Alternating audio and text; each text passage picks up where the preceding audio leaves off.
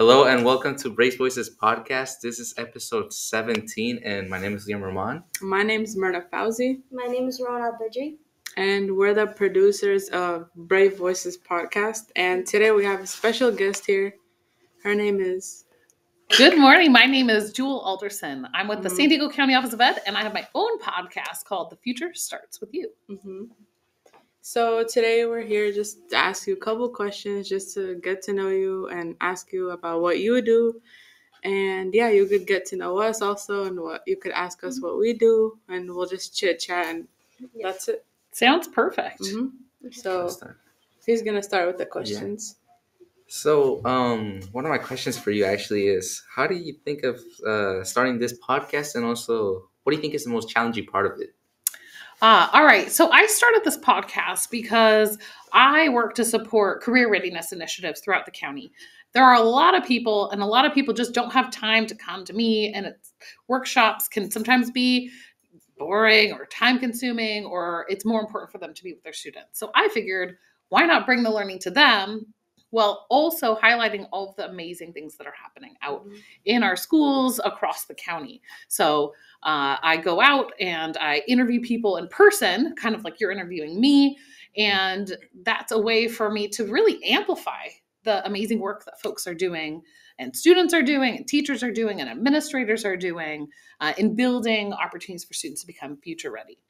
But I think one of the hardest things is just the time. I don't know if you, since you're also podcast producers, find that carving out the time and finding someone who wants me to come visit, like who are my guests, that is one of the challenges for me. What kind of challenges are you seeing as you put on your podcast? We actually face kind of the same thing, because every week, we used to do it every week. I don't know about what Liam does, but me and her, when we used to do it, we used to we used to take about 2 to 3 days just to find out who our next guest is going to be. And especially that each podcast is 10 minutes. So we have to set up an amount of questions that's going to be equal to 10 minutes, you know? Yeah, absolutely. Yeah, no, for me, it's actually the same, because running it by myself meant that I had to set up the interviews, email people, edit it, and then also record. And it was pretty hard for me, because I feel like what was killing me, without the girls' help, was the fact that I just couldn't find somebody to interview. Yeah, I have a hard time with that. I'm super lucky because I have a producer, Gabe Diaz, who's here in the room right now.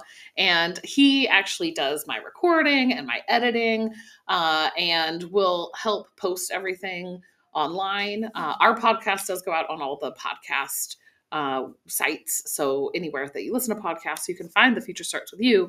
But it's tough to find somebody who is willing, because people are really nervous to be on a podcast. Have you found that? Yeah. A lot, so it's we're just going to chat, and there's going to be a microphone in the room. So don't worry about it. And that once you kind of warm people up, they feel a little more comfortable. Right. Another question I have for you, which is kind of the same thing.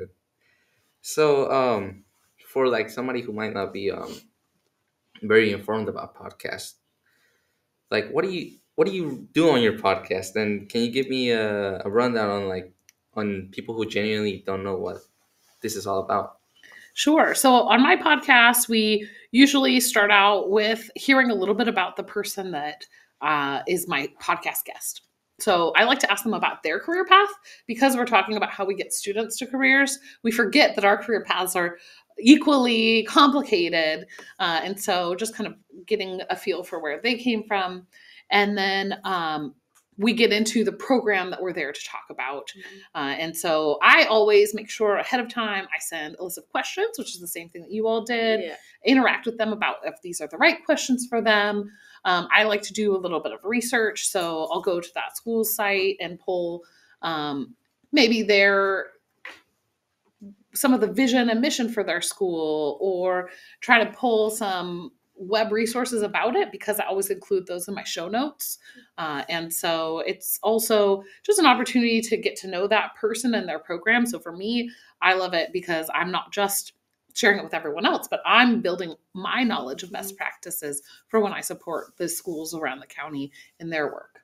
So basically, when you do a podcast, just talk about anything, or do you have a list of questions? Oh, all the yeah. time? It's a specific list of questions, but I don't always stick to it, and I let them know. So I take I have the paper with me, and I'll make notes as we talk. So if they've already talked about the next question, I will skip it.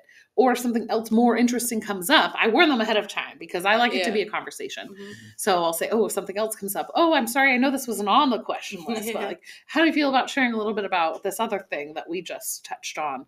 Because a lot of times that conversation brings up something I didn't know. Mm-hmm. And I think that's more interesting to our listeners. Yeah, right. Mm-hmm. Yeah, and I do it out on site. So I go into a classroom or an office. So sometimes you'll hear a bell ring or students, passing periods and things. But I think that's part of the authenticity of the podcast is I don't ask people to come to me at the county office where there's no we have our own programs, but where their program doesn't exist. Instead, I go in so that I can also see it. I'll take pictures and throw those in the show notes sometimes. And kind of create a broader picture of what's happening across the county.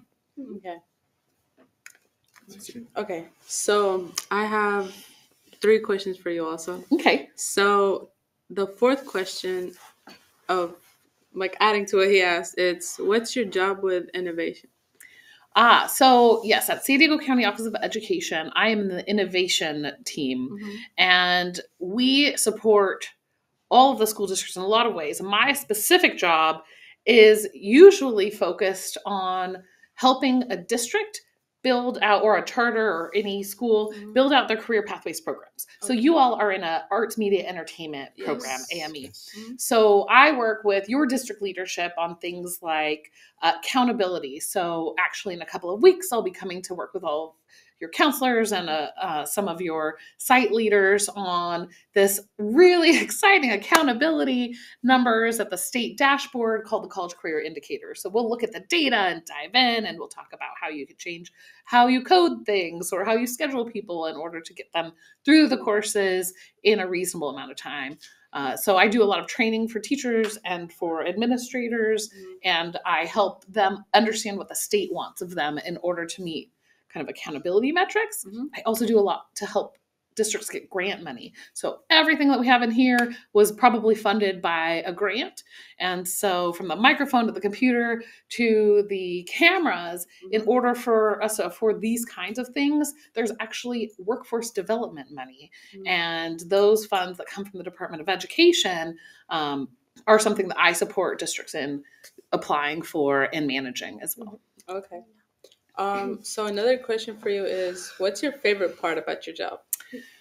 Ooh, that's a great question. This is one of those great moments is I love it when we get money for districts or they have great scores on the state dashboard. But at the end of the day, those are all meant to support programs like yourself in ensuring that you have what you need to be future ready. So a day like today where I get to interact with students is usually one of the higher points of my month because it reminds me that all of that really boring work I do, looking at data and numbers and running Zoom meetings, results in opportunities for you all. That's great to hear, honestly. Thank you for that. Absolutely. So, this is the last question. Yeah, that's the last question for you. We have about 1 more minute left on the podcast. Okay. The question is, what could we do to improve our broadcast?